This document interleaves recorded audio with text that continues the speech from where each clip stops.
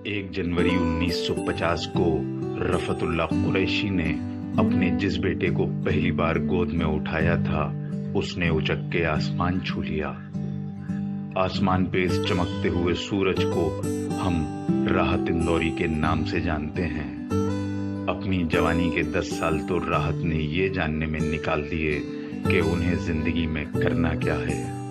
कभी शायरी की तो कभी पेंटिंग, कभी कलम संभाला तो कभी कूची, यहाँ तक कि उन्होंने हिंदी फिल्मों के पोस्टर भी पेंट करना शुरू कर दिए।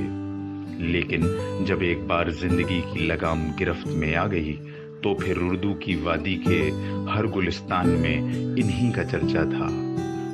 2 शादियां, 3 बच्चे, आधा दर्जन गजलों के मजमुए, 1 दर्जन फिल्मों में गाने, कई 100 अवार्ड्स और बेशुमार इज्जत और मोहब्बत।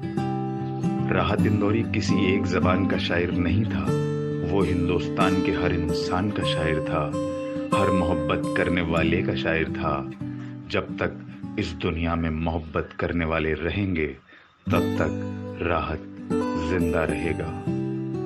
नए किरदार आते जा रहे हैं, मगर नाटक पुराना चल रहा है।